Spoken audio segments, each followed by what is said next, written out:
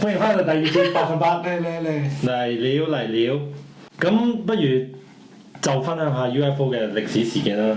原來歷史上第一單有記錄嘅 UFO 事件咧，係嚟自意大利嘅馬珍塔事件啊，喺1933年係喺呢個二戰前6年嘅。1933年正值係呢個墨索里尼啦嘅時代啦，咁佢喺呢個馬珍塔，即係意大利嘅巴蒂大區啊，馬珍塔嗰度發現咗一隻 UFO 啊！邊度啊？意大利係咪啊？意大利係啦，咁佢就下令一個秘密小組咧，就去執咗呢隻嘢，然之後拎翻去研究啦。咁呢單執啲殘肢咋？嗰個殘骸係啊，係啦。咁呢單嘢咧就唔會話好多歷史記錄嘅，因為好多都係被燒毀晒啦。咁嗰啲記錄就存放咗喺呢個梵蒂岡啦，然之後就俾美國攞咗嘅最尾。係啊，呢單就係1933年啊，最早有記錄嘅 UFO 事件咯。哇，好耐喎！係啊，我婆嗰年代。100年前喎。 100年前。咩啊？你點計啊？差唔多啦。1933年點計啊？嚇？2026喎。佢仲講90幾年前咁就係100年前啦。你咁似嗰啲阿婆嘅5.9為6點啦咁樣。 1933年，100年前喎。 100年前。真係。係，跟住咧。仲有一單講起意大利，講一單意大利1954年佛羅倫斯嘅大球場嘅雪茄型 UFO 事件啦。哇！呢單我覺得幾爆嘅，所以我就 share 出嚟啦。係。咁當時兩隊球隊喺度比賽啦，佛羅倫斯對另一隊啦，我都唔知叫咩名，唔緊要。但係比賽期間咧，突然間有一個巨大嘅，有人話係雪茄型，有人話係蛋型嘅 UFO 喺天空嗰度出現，跟住裁判即刻暫停一個比賽咧，全部觀眾望上去啦。係光嚟嘅，淨係定咗個形狀。形狀嘅，直頭係講緊有個球員嘅分析，即係分享翻呢件事咧，就係就踢得幾唔專心喎佢哋。淨係停咗賽，即係停咗賽，全場觀眾望。我踢波我就唔會無端端望下佢哋，哇嚇有啲嘢咁樣，即係除非佢。裁判宣佈咗停咗比賽之後，全部人望上面啦。OK。咁呢個意大利國腳啦，叫馬格尼尼啊，望上去見到一個雞蛋型嘅，好緩慢咁喺天空飛過嘅。係啊，個個人都抬頭啦，見到閃光從天而降啊，銀色閃光啊，係啊。係幾耐之前啊？呢個係1954年嘅。1954。亦都係冷戰期間咯。藍色光係啊。如果雞蛋型都。即係以前好興嗰啲叫Zeppelin 嘅飛船㗎嘛，有冇聽過？佢係好似係熱氣球嘅飛船，但係軍用好大隻嘅。佢喺打仗用嘅。打仗用㗎，一戰二戰咧，德國就成日派呢啲雞蛋型嘅熱氣球嘅飛船咧。佢真係有兩隻即係翼，即係飛機咁嘅。冇隻翼嘅。咁點飛啊？熱氣球咁飛啊！即係都有引擎嘅。係咪可以翻翻嗰隻 game？好大隻嘅，然後佢係嚟即係以前轟炸倫敦咧，德軍就係用呢啲咯。所以你一講翻個年代同埋講翻佢係雞蛋型，我就覺得啊，會唔會係呢啲咧？跟住咧，雞蛋型咁都係同我哋之前講嗰啲形狀差唔多嘅。睇下啦，就係呢款啊嘛。係嘛？呢個咪係咪天空之城啊？橄欖型咯，係即係嗰啲卡通片嗰啲 friend 咧，嗰啲形狀啊。呢個叫咩啊？係你哋形容得唔好，佢咧就好似一條鯨魚咁嘅形狀嘅。係跟住。係啊。咁亦都有訪問翻啲觀眾啦，但係講法咧係有唔同嘅。有個人就話佢係古巴雪茄型嘅飛碟咯。都係呢個形狀咯，都係呢個形狀。咁同雞蛋就有啲出入咯，不過係咯，同雞蛋有啲出入。即係佢哋唔同角度睇啫，我估。其實你 combine 咗佢就係雪茄雞蛋型。係咯，即係肥啲嘅雪茄。軟地，可能佢哋唔同角度睇又可能唔同咯。但係呢個觀眾講嘅嘢就話佢移動得非常快咯，咁就同嗰個球員講嘅嘢又唔係一致咯。咁同一個時間，天上面咧就有啲黏狀嘅絲喺上面飄落嚟咯。秋葵咁樣。唔係嘅，似蜘蛛網，似蜘蛛網就係佢哋叫 angel hair 天使頭髮，即係唔係意粉嗰啲 angel hair。即係上面飄落嚟，喺佢隻船度飄落嚟。意大利人就係用呢啲方法去形容啊。所以我諗到芝士嗰啲磨出嚟嗰啲一條條。用緊嗰啲。佢係白色嘅，佢係白色嘅，係啊咁攞咗嗰啲絲狀啦去研究啦，咁嗰啲物質係有一啲鎂啊、鈣啊、矽啊，應該係硼咁嘅元素咁咯，咪真係。咁呢啲元素就，所以佢哋就發明咗芝士啦。咩啊？呢啲係芝士元素嘅咩？鈣啊嘛，唔知喎。呢啲咯，都係呢啲咯，係啊。我淨知有鈣。咁但係有人就講話呢啲係蜘蛛遷徙季節所噴出嚟嘅絲喎，但係喺天上邊啊。係啊，因為有啲蜘蛛係飄噶嘛，佢係但係你個足球場喎，佢喺邊度落嚟啊？成住個網係飄噶嘛。哦。係啊，但係事實唔係咯，因為冇蛋白質喺入面咯，即係啲成分係唔同咯。但係亦都而家都唔知嗰啲 angel hair 係咩咯，就應該絕對唔係意粉咯。咁呢個有啲詭異喎，可能會唔會係佢哋啲排泄物咧？調翻轉又。即係蜘蛛嘅排泄物。咁外星人排泄物啊！外星人冇講係。喺佢咩飛碟落嚟㗎嘛？但係你諗排泄物已經好以人本，即係都係好人類角度去諗咯。你會唔會無端端坐下車，突然之間喺架車度排泄先？唔係，即係可能嗰佢啲哋會唔會會有？嗰啲亦都未必係人造物啊嘛，即係我覺得，即係未必係佢哋生物。係啦，即係唔係話同佢嗰個個體有關嘅嘢。即係可能佢哋OK。你可能佢係一個機器嚟㗎，嗰機條揈揈下嘅嘢，可能係佢哋啲原料或者係原料即係係咯。就好似而家有一種新科技係液態狀嘅機械人喎，呢啲係黑色嗰嚿嘢啊嘛，係咪？係點樣㗎？係一劈咁樣咯，你可以攝佢門罅，但係佢係點樣機械人啊咁？你可以即係操控佢咯，生物控制咯，可以控制佢㗎。即係好似一劈蛋黃哥咁樣淋嘅，跟住可以周圍行嘅。哦。咁呢樣嘢，如果喺以前，譬如可能入啲pipe 入面通渠啊之類，好多用途啊，呢啲都幾有趣喎。做手術都得㗎，做手術都得㗎，佔得勁。係咩物料？我好奇一問，突然間你講起。呢啲好高科技嘅嘢。OK。但係呢種係呢兩年新嘅一種。液態機械人啦，佢哋叫做。液態機械人。咁呢啲嘢喺以前係都好超出想像啊嘛。係。係啊。咁你話絲狀嗰啲嘢，你唔知係生物嘢啊，定係科技嘢定係咩？都可能唔講。咁跟住咧睇到之後就冇啦，就係攞咗呢啲絲質翻去研究咁樣。係啊。咁佢哋就完咗啦，就見完呢個 UFO 啦。係啊，都冇人去。就冇人再考究到嗰啲絲質嘢。冇講嘢冇剩，就係有啲絲質嘢，又見唔到嗰啲小灰人嘅。冇人見到外星人，就係見到集體。我覺得你好快會見到 UFO 㗎啦。嚟啦，揾我啦！真係咯。點解咧？即係當你對佢有興趣，佢就對你有興趣㗎。哦。我以為你係嗰啲咧日思夜想咧，跟住你就幻覺開始。因為你本身未開發㗎嘛，你嘅自細係啊。可能我見到嗰啲又係飛龍咯，跟住我又可以講，唔係啊！但我總括咗加埋上集講嗰啲嘢咧，就係其實應該嗰啲船嘅樣咧，大概就係一定係圓啊圓揼哚咁嘅樣㗎啦。Otherwise係長條形咁樣㗎咯。係啊，都係圓。同埋都係有3隻腳㗎咯。So far 都有3隻腳啊。好少話好似地球嗰啲咁樣起晒角咁樣喎。你話有6，唔係其實同埋你開頭有講過咩6角形、8角形咧，我覺得係因為大家唔同角度睇啦，或者以前未有 define 咩叫做6角形、8角形，再舊啲年代，所以一概都係圓形。其實我哋而家講6角形、8角形就好，即係用中文嘅語境講咧，就好易睇啫。但係你英文你6角形、8角形，其實你可以係2個字混淆㗎嘛，對於佢哋嚟講。係。所以我覺得其實都係應該圓咕碌啊咁上下啦。多數都係圓為主咯，睇過啲 case 就。係啊。跟住咧，仲有冇啲咩美國咧？同埋好多嗰啲結構啊，都係無縫喎。即係冇話啲螺絲位啊嗰啲咧，所以就好唔人類嗰件事。螺絲位你又睇唔到啫，係嘛？唔係，即係收埋㗎嘛。即係譬如可能1947年羅茲威爾事件咁，會比較即係呢間係早期啲嘅，亦都係證據確鑿啲嘅，有呢個UFO 殘骸。影到啊！搜獲到啦。係啊，咁入面嘅形容都係話嗰啲物料係完全同地球嘅物料係係未知物料嚟。佢有冇話佢執到邊一忽嘅殘骸啊？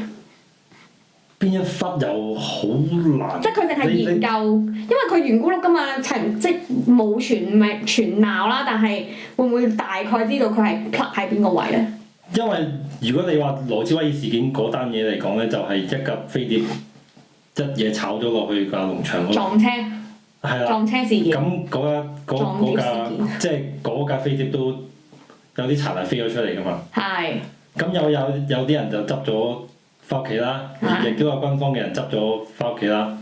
就形容嗰啲物料咧係有啲係金屬嚟嘅。嗯。咁你可以接埋佢，接完佢之後咧就可以好快咁攤翻開。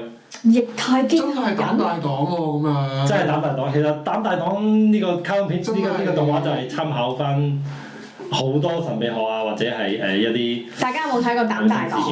什麼嚟？同埋神即係玄學嘢卡通片嚟㗎。係講咩㗎？日本動漫係。有冇靚仔靚女㗎？有咩㗎？個主角靚嘅。哇！女啊！咩女？女啊！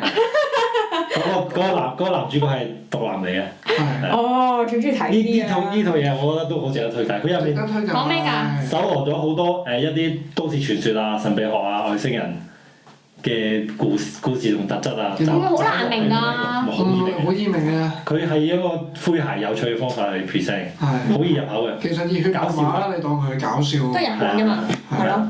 嗯。要睇。翻去睇下。好。咁羅茲威爾事件搜羅到嗰隻船。係啊，嗰隻飛船啦，嗰啲物料咧係啊。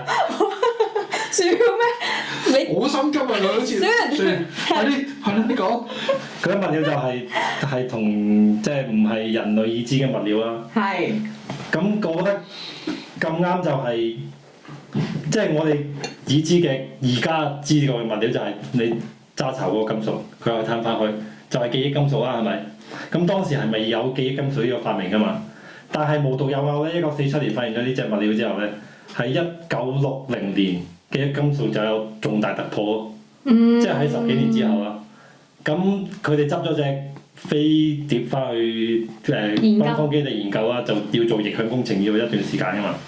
咁我都覺得係記憶金屬嘅面世係亦都可能同呢個外星人有關。羅茲威爾事件係有關係咯。咁啊，同你頭先講嗰個液態機械人咪差唔多咯，真係。可能都係有關係。即係因為呢壇，咁唔係咯？如果唔係佢點樣可以液態啊？好難因為，只不過如果你裝咗電入去啫嘛。因為係美國喺二次大戰之後咧，嗰啲科技係突飛猛進咗好多啊嘛。咁陰謀論者會覺得係佢哋有交流，有關係咯。係咯，同外星人有交流。係啊。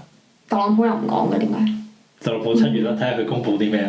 即係佢嚟緊7月又會講嘅。係啊，佢話會公佈一批。佢應承咗話會公佈一批關於外星人嘅資料。佢唔會應承你嘅，佢講到話有可能有機會咁樣。哦。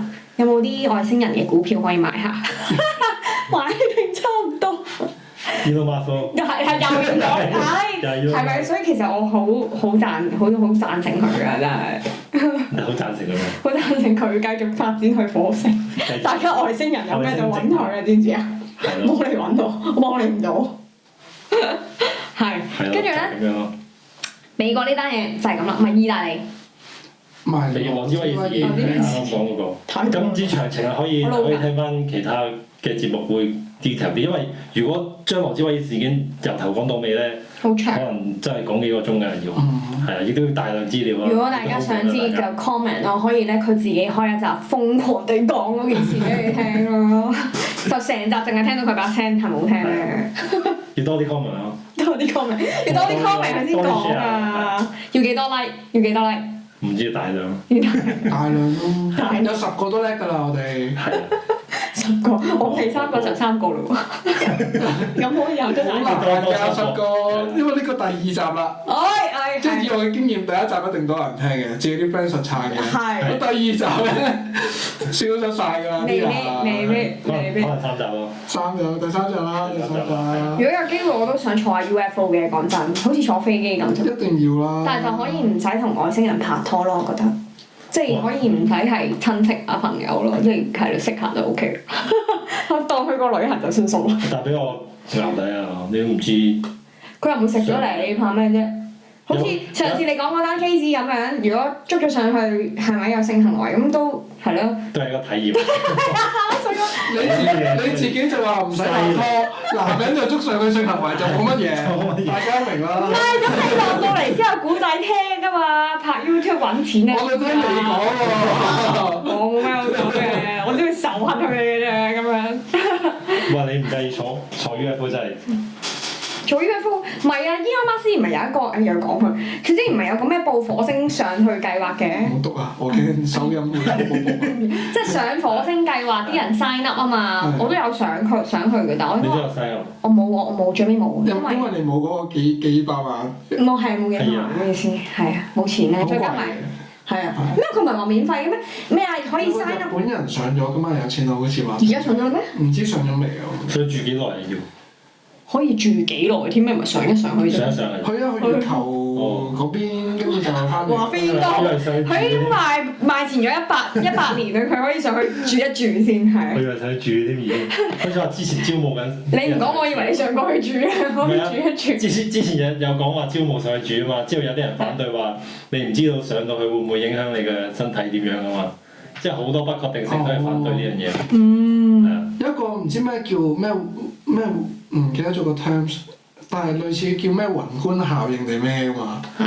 就係講啲太空人咧，一上完太空咧，只要距離地球嘅距離越遠同埋時間越長咧，佢翻到嚟個人就會會有一啲狀態，就係譬如我覺得人類好渺小啊，覺得唔知點解要分國界啊，跟住覺得對個地球嘅傷害好深啊，因為佢話就係去到你望翻落個地球嘅時候，你就會見到人類活動造成嘅傷害，但係唔會見到萬里長城，亦都唔會見到地圖上面嘅國界，佢就係見到人類整體活動對地球嘅影響。咁咪就係類似可能你住喺農村咁樣嘅，跟住你突然之間出咗醒，你就會覺得嚇點解？好震撼。係啊，好震撼！即係點解你哋要起咁多高樓大廈？點解你哋要從商啊？點解你哋要賺錢啊？點解你哋咁？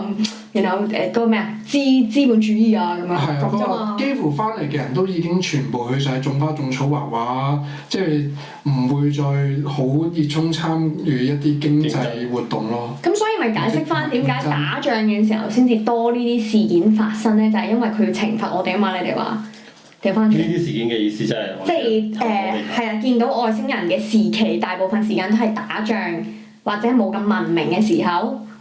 係咪？因為我諗佢係嚟觀察下人類咯。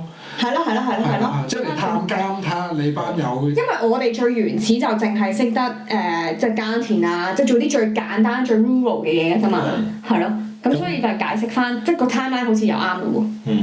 都有唔止話探監，即係監獄説法嘅一個説法就係講做實驗啦。咁佢哋觀察我哋。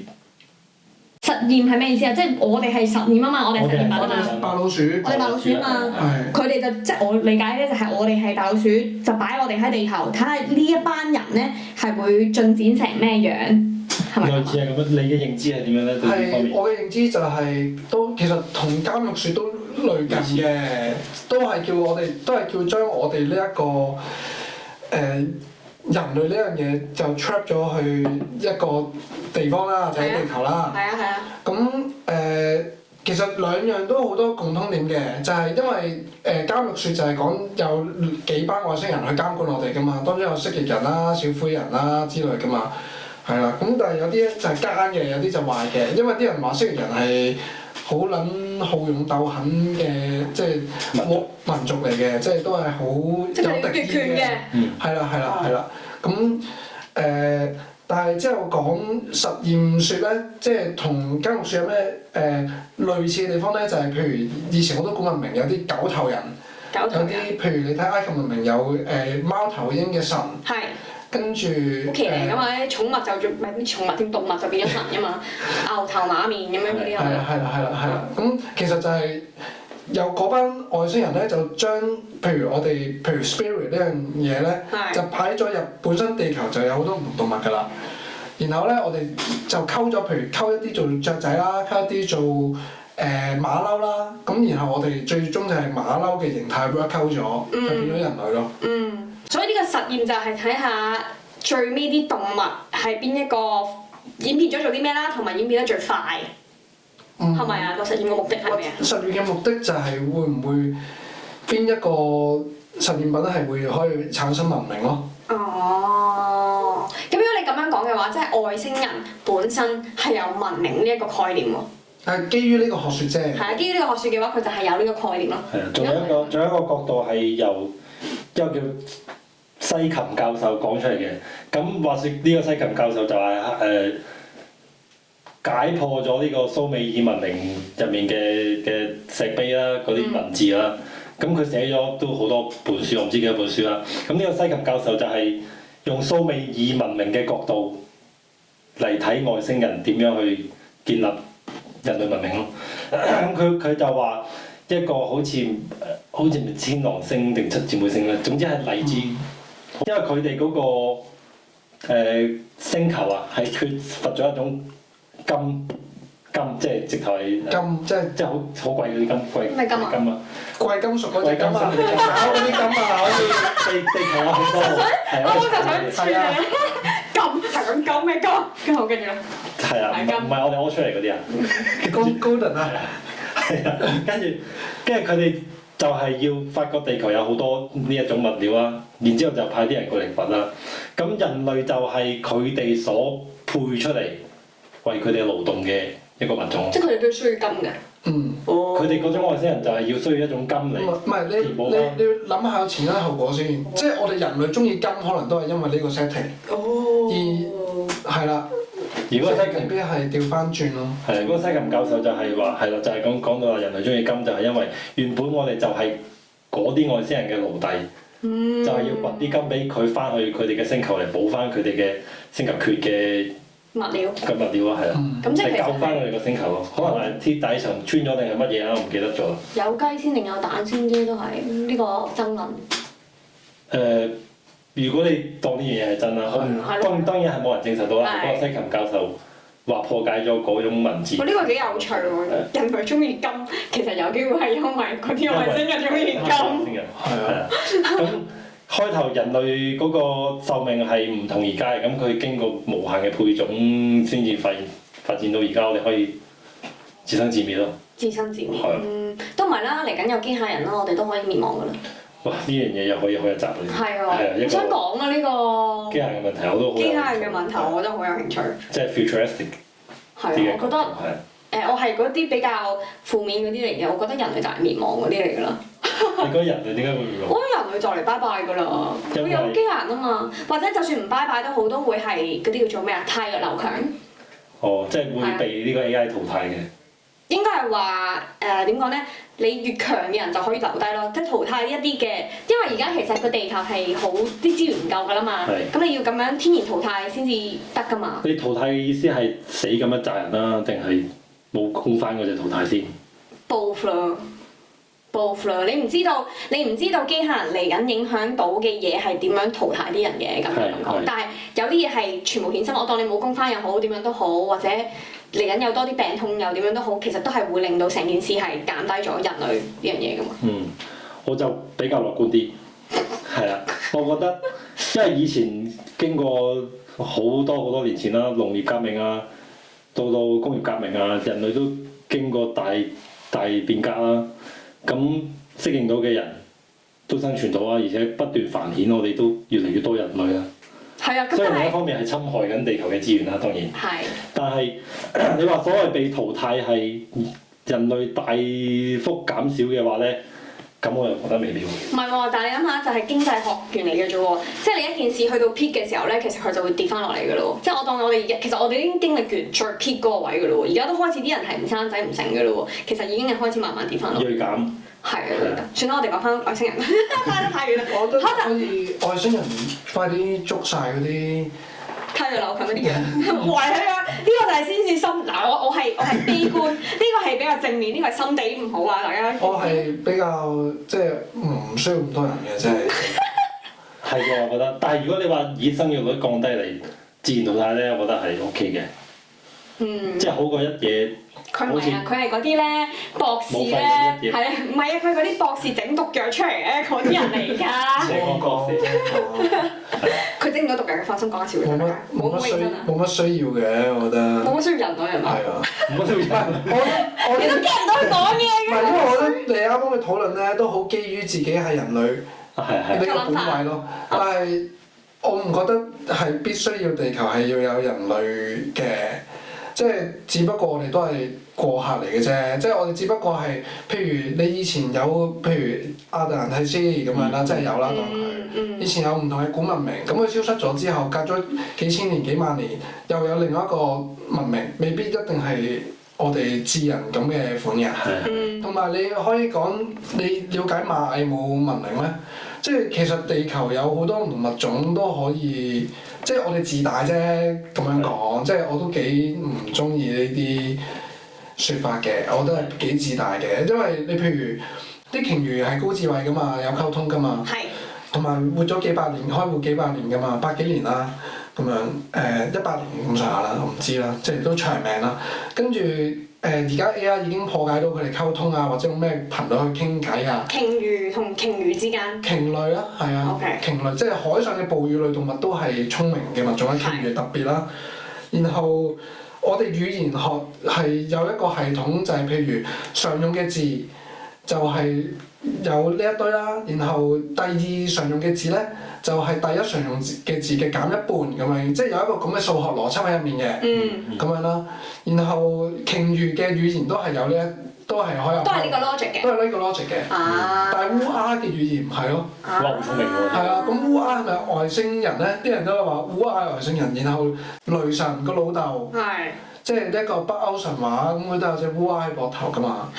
即係其實神話永遠都有其他動物㗎嘛。即係就係我呢個觀點就係覺得即係唔好太以人類即係其實你嘅意思就係快去睇個宇宙。因為其實調翻轉，如果你係一條鯨魚嘅話，你睇人類你都會覺得，其實佢哋先係 minority，佢哋先係外星人都未定嘅。咁嘅意思。或者啲烏鴉都係見到你班傻仔咁樣係。整咁多嘢又打嚟打去。傻仔啊！真係。放大開頭咁樣。我自己放大開頭咁樣。係咯，所以都係。即係人類太自以為是，都有機會。即係其實應該睇闊啲，睇下其他物種。人類嘅規限都喺個時間度。咁但係外星人可能係唔需要呢個概念嘅。唔同維度啦，已經。真係唔同維度嘅，可能佢就冇話7幾年先有羅茲威爾，5幾年佢隨時都可以翻去嗰度觀察或者做呢啲。咁呢個就係直頭係可以時間穿梭㗎咯。我覺得絕對係可以 Go back to future，唔係 go back to before。因為如果以維度嚟計，我哋屬於3維啊嘛。佢講嗰個隨時穿越嗰樣嘢係可能4維、5維嘅。咁佢哋嘅感知同我哋唔同啊嘛。佢哋冇時間。3維係邊3維啊？3維就係長闊高時間咯，即係空間時間。空間時間同埋唔記得咗。係大類似啊。總之我哋嘅時間就係要向前線性，要經過你。譬如你睇一隻。睇一套戲，佢係一秒一秒咁過，我哋要等個時間過，跟住先至睇完套戲啊嘛。如果以4維同埋5維嘅感官去撳邊個時間段咯。係啊，佢一次過已經係感知晒成套戲咁樣。係啊。即係有少少科幻片咁樣咯，同我哋睇嘅時間諗嘢方法唔同啦，即係唔係都唔係咁行啦，係啦。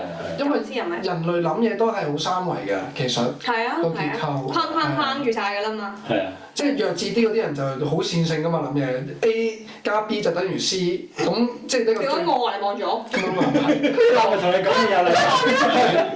弱智啲嗰啲人咧就講緊係咩嘅？即低。冇個人弱智嗰啲弱智衰嗰啲，低級衰啲啊！仲要多衰㗎啦你！即低智啲啦，low offence 即係啦。IQ 可能低啲嘅。但係諗嘢思維係可以，你線性諗完仲可以向上延伸，有長闊高咁啊，延伸先係一個好嘅即係立體思維咯。但係好多人做唔到㗎，我即係。好多弱智㗎呢個世界，係啊，好多投訴喎，好多弱智㗎呢個世界，係啊，因為我好怕啲線性思維嘅人嘅，例如咧，點樣先係你點樣 perceive 佢哋係？即係你係咁，因為你係咁，所以你係咁咯。即係因為 A 所以 B。即係諗嘢唔會好多角度嘅，淨係得咁樣一條 route 嘅。好 stupid 嘅嗰啲。係啊，其實嗰啲就係弱智仔咯。我唔同意。但係快樂嘅嗰啲人。簡單佢哋係。快樂。簡單，冇嘢諗得咁複雜。就弱智咯。無知是幸福。係啊，無知是幸福。唔好意思，我哋呢度冇 dislike，就係因為你可以俾 dislike 佢。隨便嚟咯。我覺得即係聽嘅觀眾都係認同嘅。不過其實，喂，你咁樣夾出逼人哋認同你啦，因為你唔係弱智就認同咯。係 OK 啊，冇嘢，講完。想多啲角度思考咧，我覺得要聽多啲100分100咯。靚 Q。因為我哋咗未？以唔同嘅角度去睇啲唔同嘅事物啊嘛。我哋仲有人問緊我係咪信 UFO 㗎？係。即係其實件事唔係講緊你信唔信有 UFO 係講緊佢喺度做咩？佢嚟呢度有咩目的咧？係講緊呢樣嘢。已經超越咗信與不信啊！同埋你仲喺度諗信定唔信，其實冇乜意思咯。有好奇心唔代表要信定唔信咯。係咯。即係你求知啫嘛，你唔係一定要嗰樣嘢係真實你先要聽噶嘛。即係呢啲觀念都係係啊，呢啲觀念都係弱智嘅。即係譬如你電影點解好睇虛構啊故事，但係你有 inspiration，你咪已經係有嘢代咗，你就賺咗咯。即係你個世界，你個腦就多咗嗰一個區域去諗嘢咯。係啊，唔同嘅角度咯。係啊。所以我好中意睇古裝片。前排有個同事咧，就係宗教人士嚟嘅，係咁說服我信佢係宗教嘅，係啊。跟住佢問我人點樣嚟啦？咁喺佢嘅角度，梗係神造出嚟㗎啦，係啊。咁喺我嘅角度，我話我唔知啊。你本身係唔信教㗎嘛？但係我冇宗教信仰。佢話當然，我話我唔知啦。當然人類未證實到啦，但係有幾個説法啦，神創論啦。有進化論啦，係啊，進化論同外星人啦，呢幾種主流啲嘅説法啦。咁我會比較偏向相信外星人。其實我哋做完呢兩集，我都偏向相信外星人多啲，我覺得。係啊，咁下集講神可能信神。但係我唔係好相信神創論嘅。係啊，我會比較偏向相信外星人嚟。因為聽落去啲嘢好似唔 make sense 啲，即係機率大啲咯，係咯，即係好似係咯。啲嘢好似合。咁嗰個人就問我：你信有 UFO 㗎？我話係啊。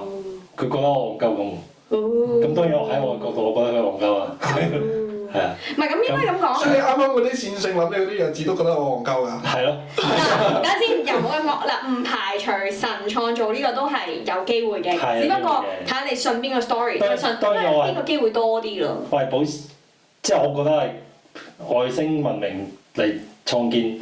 個機率大啲啦，我都覺得係啊，我唔會排除佢哋，我唔會直頭一鳩 ban 佢哋嘅，係啊，但係佢嗰種100% 肯定，我唔係話佢信呢樣嘢戇鳩，我係信佢100% 肯定一個理論咯，而呢樣嘢係未證實到嘅咯，係啊，當然我唔係你明我講咩啊？係我亦都唔會100% 肯定外星人創造我哋，百分子就明啦，係啊，唔係分子就冇辦法啦。暫時都冇一個100% 嘅説法啦，當然係啊，亦都揾緊啦，人類係啊。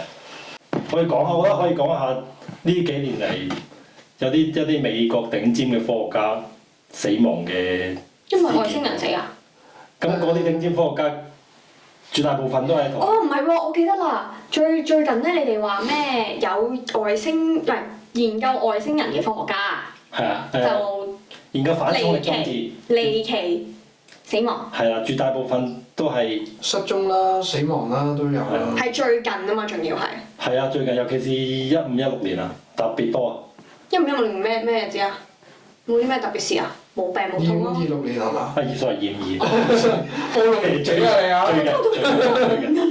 20。OK，25、26年都係最近啦。咁由邊個死開始？唔係死啊，失蹤啊！會受到媒體關注咧，就係呢個26年嘅2月開始啦，有一個退役軍人啦，叫做麥卡倫。咁佢失蹤之前咧，係留低咗啲電話啊，留低一個智能手錶喺屋企嘅，咁就離開咗，就唔見咗啦。去邊啊？唔知。唔知去咗邊。即係失蹤嘅。係啊，差佬就揾到佢有一個喺個沙漠嗰度揾到個紅色背囊，係啊，都懷疑係佢啦，亦都揾到佢嘅外套，但係就人間蒸發。佢本身係研究啲咩嘅話？佢本身係喺呢個空軍嘅少將嚟嘅，係啊，喺呢個實驗室嗰度做一啲關於即係太空科技嘅研究工作啦。佢可能有機會就會見到呢個實驗室咧，亦都同羅茲威爾事件嗰單嘢有關，因為羅茲威爾事件嗰個 UFO 攞咗之後咧，第一時間就係擺咗喺嗰個 Peterson 嘅實驗室啦，嗰個叫做係啊。咁呢個實驗室對於呢個一啲 UFO 事件亦都係好關鍵。有冇機會可能係俾人召喚翻去咧？佢冇人知㗎，離奇失蹤。仲有一單係天馬行空啲。仲有一單係極度懸疑嘅，就係一個叫 Monica 嘅人啦，人稱呢個Rocket Queen 啊，火箭魔后啊，係啊。佢又係即係關於呢啲航天科技嘢啦，喺 NASA 嗰度做嘢啦。咁佢失蹤嗰時係同兩個 friend 行緊山咁，佢兩個 friend 行下咧就望翻轉頭，距離佢9米嘅啫。咁呢個 Monica 就話：OK，I'm good 咁樣啦。跟住另一轉面唔夠3秒，再嚟翻轉頭啦。Monica 已經唔見咗啦，係啊，跟住我都有同樣嘅經歷喎，細個，真係㗎，係啊，佢匿埋咗就嘛，木呢啲嘅慢慢。我唔知係撞鬼定係咩咯，但係跟住咧，我都係即係我屋企樓下個籃球場啦，跟住咧仲有幾張長凳啦咁樣啦，跟住咧即係平時啲僆仔即係街童啦，即係我啦喺度玩咁樣啦。跟住咧有一次咧就有個好似有個乞衣定唔知乜鬼啦，就瞓咗喺張 bench 度啦，咁樣瞓覺啦。跟住即係我哋就走去撩下佢咁樣啦，你知僆仔。跟住佢冇講嘢，佢就話走啦，呢張凳我㗎咁樣啦。跟住咧咁我就行啦，咁我哋走啦。跟住本身咧即係你知。即係一路走一路鬧㗎啦，咁跟住之後就望咗佢一眼，跟住行咗2步回頭已經消失咗咯呢個人，跟住我即刻跑翻轉頭揾係冇咗呢個人。你有冇同佢有身體接觸啊？冇身體接觸嘅。我都有遇過喎，細個。我覺得你似撞鬼都。咁講埋呢個 Monica 嘅尾係似撞鬼啊！我一陣講嗰單嘢。呢個 Monica 唔見咗之後咧，搜救隊係用咗幾個月時間都係揾唔到。直頭佢冇通訊方法嘅。呢個係最近㗎嘛。呢個係25年6月咯，即係上年。係咯，即係已經有一啲 smart 嘅風啊之類嘅嘢，即係都揾唔到，電子手又揾唔到。所有嘢都揾唔到。係啊，有好多個案咧，好離奇嘅地方就係佢哋嘅電話啊、聯絡方法就留咗喺屋企。可能佢哋就係外星人接觸開嘅 contact 啦，俾人召喚翻。因為全部都係同即係啲做叻㗎嘛。係啊。係咯，咁做太空科技有關係嘅嘢。咁我覺得唔出奇喎。所以你覺得係俾外星人捉咗？唔係捉咗嘅，有機會其實佢哋本身就係針咯，即係或者本身佢哋都係外星人，或者即係總之佢哋係即係收工啦，而家唔做臥底啦，翻去啦，唔使做啦，搞掂啦，收皮啦，地球咁咯，或者由佢哋啦。死咗，可能係收埋咗。唔係做咩？你無端端做咩整死？仲整死佢先？即係同埋你唔好成日諗外星人會捉你先，捉你做乜嘢先得㗎？係咯。係咯。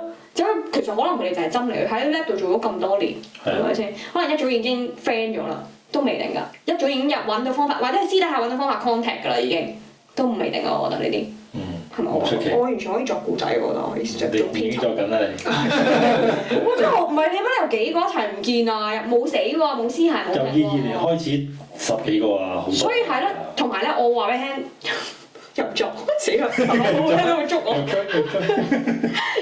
你諗下呢幾壇嘢都係特朗普上咗任之後發生嘅，通常係啊，即係特朗普第一屆係幾時做啊？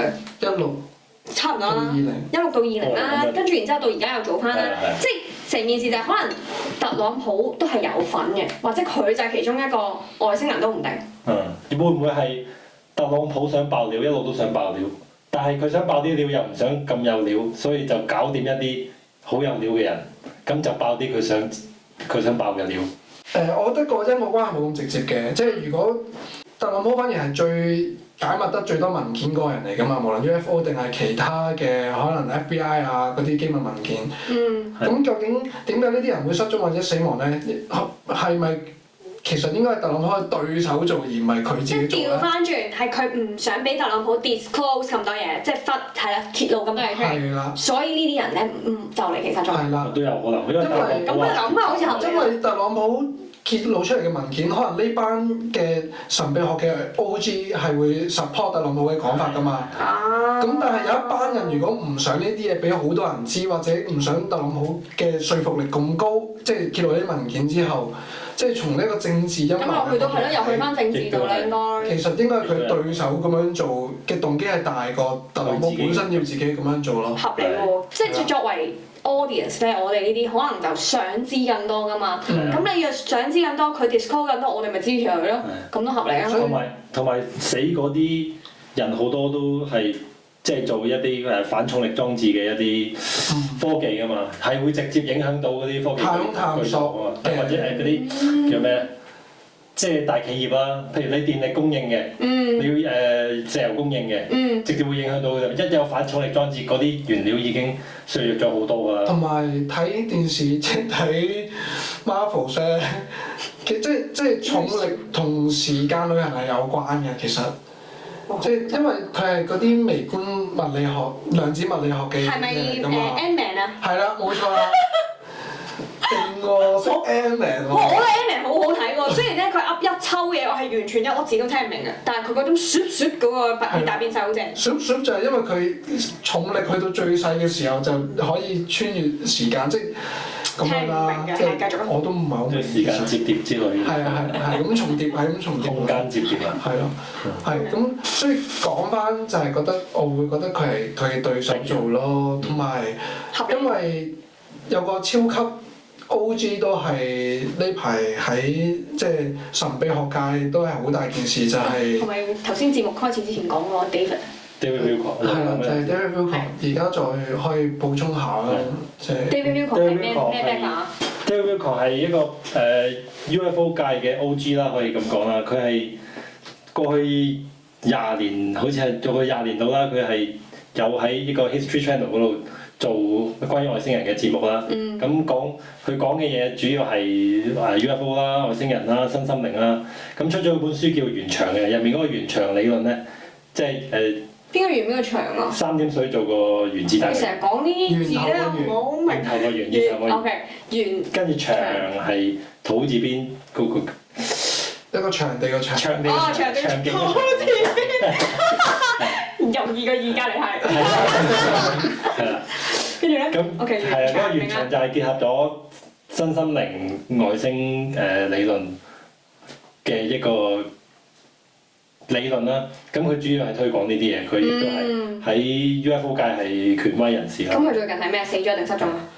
其實佢就啲人就分析翻就係、好似大約日子就係10幾號啦咁樣一日，即係你有3個日子有日期就唔記得，但係件事就係3日嘅。第一日就係特朗普話會公佈更多 UFO 嘅文件，同埋會查一啲離奇自殺即係得今年嘅事啦，今年嘅上個月嘅事。OK。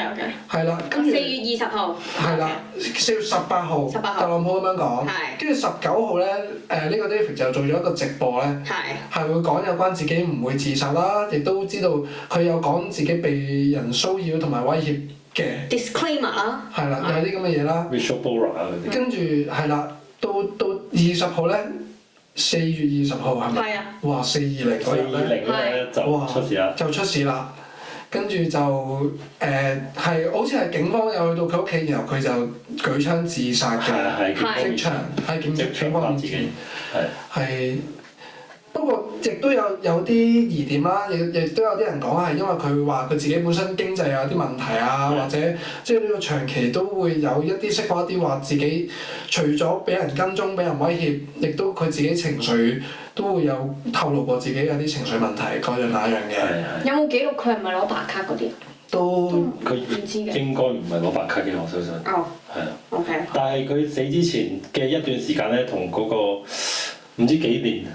好似係咯，佢同嗰個電視台炒翻咗嘅，所以佢少咗一大截收入嘅。係啊，呢幾年佢都閉翳嘅，係啦。哦，所以有啲人咧就調翻轉就話，其實係因為佢自己撈唔掂啊，咁所以佢先自殺啫。但係佢早一日佢先至直播話自己唔會自殺，就算佢撈唔掂，唔會第二日，即係佢唔係今日先撈唔掂啊！啱啱先？呢2年都撈唔掂㗎啦。佢早一日喺直播嗰度都仲話有啲文件想公佈㗎喎。係咯。而第二日即刻自殺呢一點又係有可疑咯。雖然佢喺人生低谷，但係佢如果要自殺之前，係咪會仲應承大家會？如果佢同人哋嗱，咁呢個最即係純粹係邏輯，唔話邊個殺咗佢啦。但係個問題就係，如果佢可以喺前一日直播得話，我係唔會自殺咧，即係佢有機會 feel 到佢會俾人威脅或者佢會俾人屈佢自殺，佢先會咁樣做一個 disclaimer 噶嘛。佢調翻轉咁諗。佢嘅不自殺聲明唔喺前一日嘅直播，係喺22年。22年。咁呢幾年發生咗咩事啊？咁有啲遠喎。佢喺直播嗰度講話會有啲非常有趣嘅文件會公佈咯。哦。咁第二日就自殺死咗啦，咁公佈唔到喎。哦。係啊。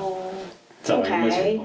咁都係有啲 QK 嘅。咁都係。係咯，不過即係真係抑鬱症導致自殺都係好日常。又唔出奇。即係都係冇得 trace 翻係。但係如果佢係真係有睇過醫生嘅話，有記錄嘅話，咁就係咯。即係如果佢話佢，同埋好少人哋如果自己 depress，佢唔會即係佢唔講我自己 depress 噶嘛。通常都真係去睇醫生。有啲扮到好似係啊，好少會特登話，我係 depress 嘅咁樣，好少噶嘛。通常都想 high 噶嘛。唔係多數講嗰啲都有幾隻嘅抑鬱症我都有研究過嘅。有啲人係你完全表面睇唔出嘅，或者甚至你以為佢好開心添。係嘅，呢個係嘅。有啲就真係好 depress。傾拍個主音咪仲好開心，開完生日會定咩，跟住就死㗎啦第二日。所以佢真係自殺都唔出奇嘅。係都唔可以話冇呢個可能。係未必有陰謀論，未必唔知。都好難講，但係同一個時期咁多呢啲事件發生，就唔係巧合咯，係咯。邊有咁啱得咁巧啊？呢個 David Wilcock UFO 界嘅 OG 死咗，我諗都好多人都好傷心啊，係啊，直頭傷心添啊，即係多 fans 嘅。好多 fans。好多 fans 添喎，咁誇張。係啊。OK，好，希望我哋都好多 fans 啦，但我唔想死，我哋。好啦，就咁啦，今日係咁多，我哋下集再講其他嘢啦。大家有咩想聽都可以留言啦。係啦，就係咁啦。我唔聽觀眾嘅聲音㗎。follow 我哋啦，我聽嘅，所以你可以留言，我會睇㗎。就咁啦，我哋就咁先啦，拜拜。拜拜。